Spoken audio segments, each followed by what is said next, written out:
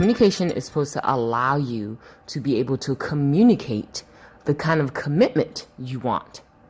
They are attached, just like white on rice, right? It's completely, it is the grain. It is the same situation. It is the same, in essence, it's the same thing.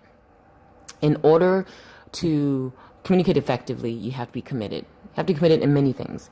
Committed in the relationship, committed in your communication in itself, committed in the thought processes you have in regards to what you do want to communicate. What that means is people say one thing and they do another. Commitment of saying something means you ought to do it. So there's a commitment step in that process in itself. There's a commitment step in the fact that what you're saying is hopefully what you're doing. So there should be a sense of faith and belief and trust that what you say is what you do. So there's a commitment process in your speaking. And in what you are formulating and you are saying, those thoughts that you are actually conveying through your breathtaking element of speaking it into reality. So what I'm saying to you is relationships, when it comes to communicating, is essentially part of committing to what you really want. And that's why it's so essential for you to understand what communication is and how what we say is not necessarily a convenience of what we mean, but more so what we feel, what we commit. That means if I'm feeling sad, I may speak to you in a manner that may seem like I'm happy, but that sadness will still be conveyed sometimes through what I'm saying or how I'm saying it. If I'm angry, I may say something that I regret, right? But me being angry, the substance of my speech or the words that I use to convey what I'm saying reflect that. And so that's why we say communication is ambiguous, because there's so much attached to that communication that you're not quite sure if that is correct or not. And we also say communication cannot necessarily be said again. If you communicate something, it can never be said again because it's been said only in that tone, term, condition, etc. And there's so many more facets into why that particular phrase is important.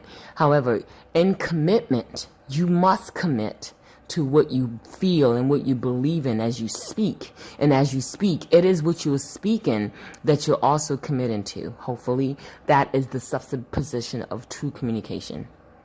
That being said, communication and commitment work hand in hand. And they must be both intertwined in order for a relationship to work. If you're going to be committed, then you're going to speak and communicate in manners of commitment.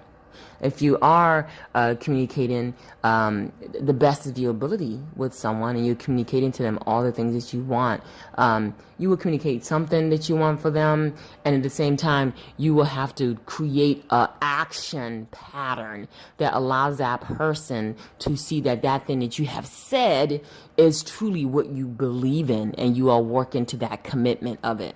So what I'm saying is you speak it into existence. So that's where the commitment comes in. Because as you're speaking it, the communication of it, the commitment is the action of the communication, which is existent, the being. I don't know if this is way above what I'm saying. Hopefully you understand. Of course, I can discuss this fully with you personally to help you understand, in particular for your situation, because every situation is different. Don't ever assume that your situation is just like everyone else, because you are a different individual. The person you're working with is, or you're dealing with, or you're talking to, and you're associating with is a different person, is a unique person. So it can be very much ambiguous in regards to what is being said and how people are hearing those particular words that are being said. So every communication process is important to look at and dive into in a specific realm of communication. But commitment and communication are quite attached in many ways. And there's a lot to explore in that concept. But in the relationship formation, when it comes to love relationship, someone can be committed and not communicate properly. Someone can communicate properly and not be committed.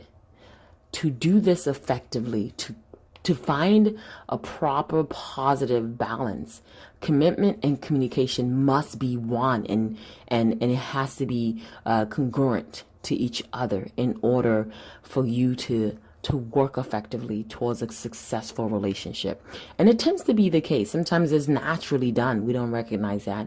However, once we're off balance, that's when we start to see a disassociation from the two, because what we're saying now is not what we're doing. So now the communication and the commitment are separated in that manner.